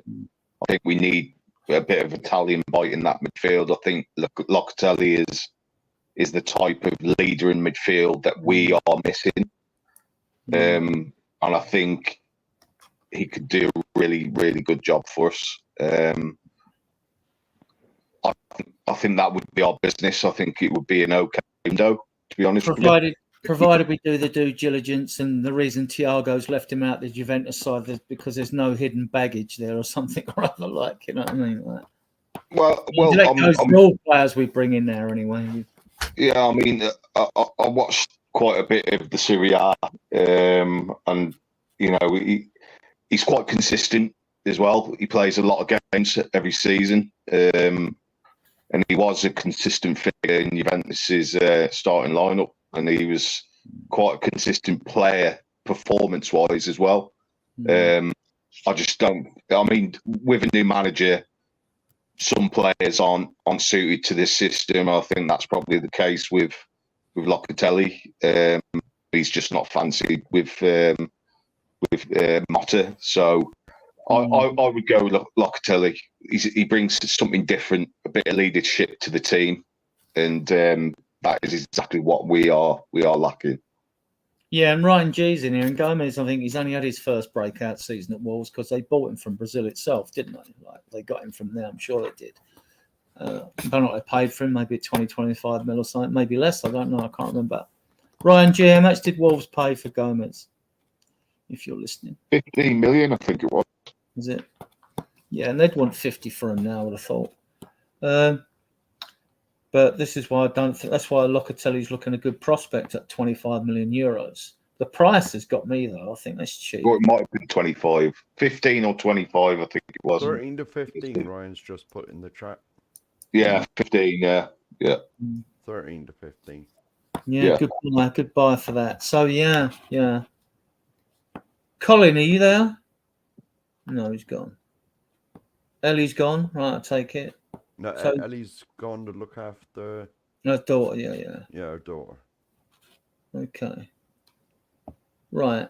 Let's go to the fun section. We can discuss Everton on Friday more in depth on Friday's show because it's the day before. Yeah.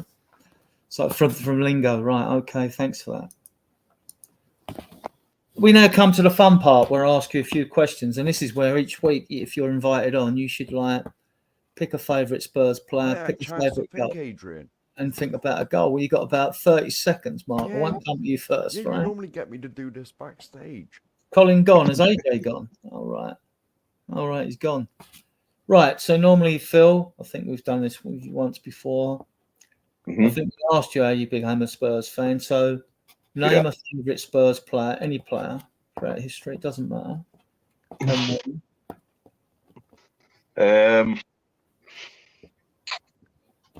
I'm going to have to say Luka Modric. Fine, good choice. Yeah, he's just everything in a midfielder that you want. Choose a particular Spurs victory. Well,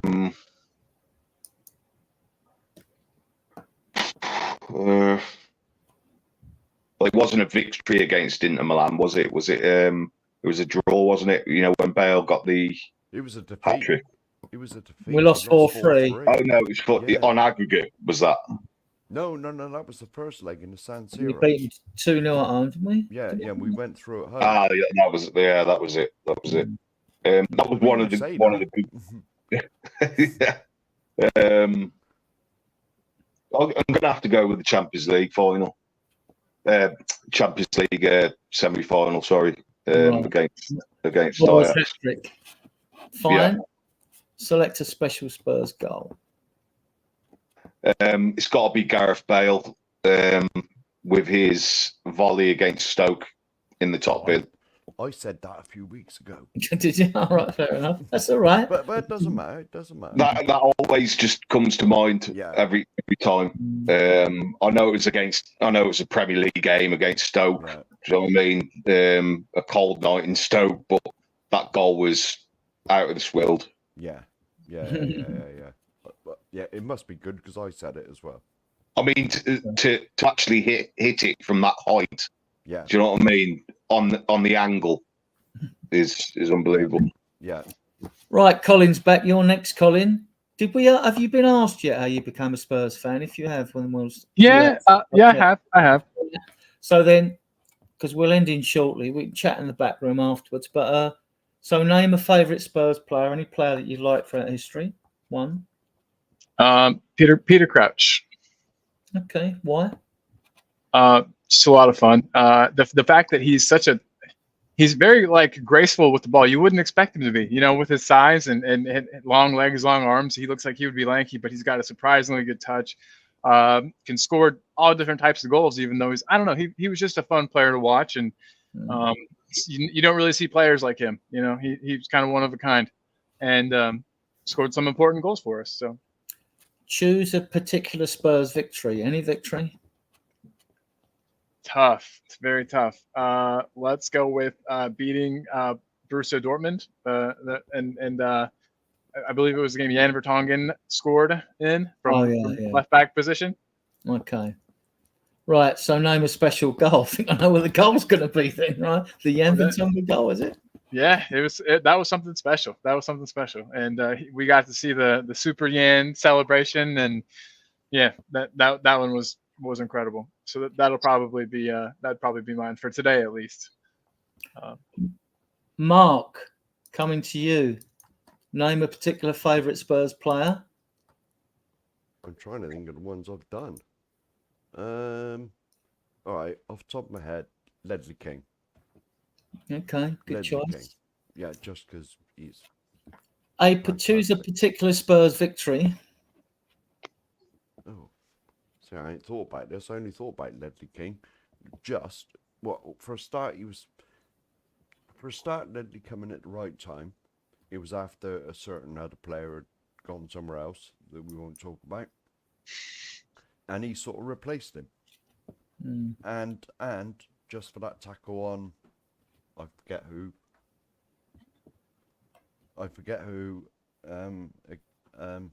it was against Chelsea. That tackle when he ran back and appeared out of nowhere. Ooh, Iron Robin. Iron Robin was the guy that was about to score. Yeah.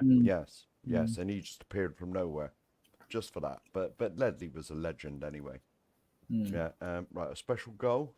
Oh my goodness.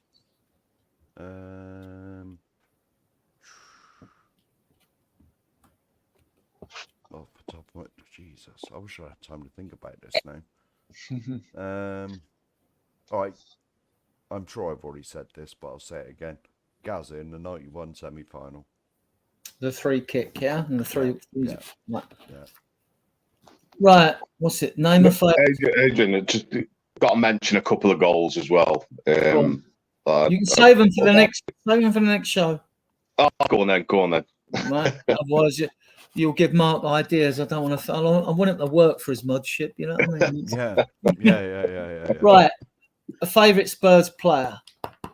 I'm picking Graham Roberts. Oh, yeah. Right. Choose tough as nails. No a special Spurs goal. Well, I'm going to pick his goal in the second leg of the 84. Yes. Final White Lane Rolls there. I'm going to pick his goal because it's so important. Took us to penalties. And a special Spurs victory. Now I'm gonna have to scratch my head. And you can correct me but I'm gonna go for the Graham Roberts hat trick against Southampton. He scored a hat trick against Southampton. Now I need to check this. I don't know if we drew that game or won it, but if we've Google it, someone quickly before we go. Graham Roberts hat trick against Southampton. Google it, one of you. Colin, you're good at that, right? Yeah. And we'll see what we got before we go. While he's doing that, guys, I want to thank everyone in the chat. We've had over 40 at one time, which has been excellent, right? I know you're all staying up late. It's midweek. You got work. I want to thank all my guests for coming on and keeping the debate mature and sensible. I want to thank you in the chat for keeping it mature and sensible. We take all your opinions, you know. So as you know, we're a mature and sensible, discerning Spurs group. We broadcast Tuesdays, Fridays, and Sundays at 8 o'clock GMT, BST actually UK. We will be doing morning shows when we get Chang more up and running in Asia. We'll be doing them at like 12 o'clock UK time, which would be 7 in the evening for him because he's in Malaya. He's a fellow admin. So we will be doing shows coming up. Obviously, shows will come thick and fast now that we'll be playing football virtually every 3 games until we get the dreaded international break, which comes too soon in this season. So we will be doing them. And we thank you for your support. If you like the videos and the channels, you know, please subscribe, you know, give the channel a thumbs up, and please leave a comment, guys, you know, because that really helps. Afterwards, even after the show's finished. Even after the show's and even if you want to say you guys stink and I don't like you. Come back and say I'm rubbish and you know, Colin what he's talking about, and Phil he's got a gross beard. Phil to come on the show, and who the hell's Mark? Why does he talk funny? You know, why does he say "get off my land" and all that stuff? guys, I just watched the Graham Roberts hat trick. Oh my God, it was a perfect hat trick. Right foot, left foot, header. That was great. What was the final score? It was Spurs 3, Southampton 2. So he single-handedly won the match for us. Okay. Oh, days. Is this before or after he had his teeth kicked out? Good question. I don't know. 1981, 1982 season. So that was before then, I think. Right, guys. I want to thank you all. I haven't mentioned all your name, but you know you are, right? And I'm going to play us out. I'll see you in the back room. I'm going to play us out. Oh, hey, can I say too? Sorry to cut you off. Jose is going to have his the results from the predictions at 10:30. If anybody wants to head over there. Jose's. Get over to Eltel Cockerel. You'll have 20 minutes after this tune's played. Go on. Can I just answer Ryan before you close out? Is Mark from my neck of the woods? His accent. There we go. No. You missed it now. His accent. I'm from Somerset. And get off my land. Where the cider apples grow. Yes. Right, guys. I want to thank you all. Thank you all in the chat for your contributions. Without you, we are nothing. I'm going to play you out with the Spurs fans going ape after we beat Liverpool 2-1 at home. And I'll see you guys in the back room.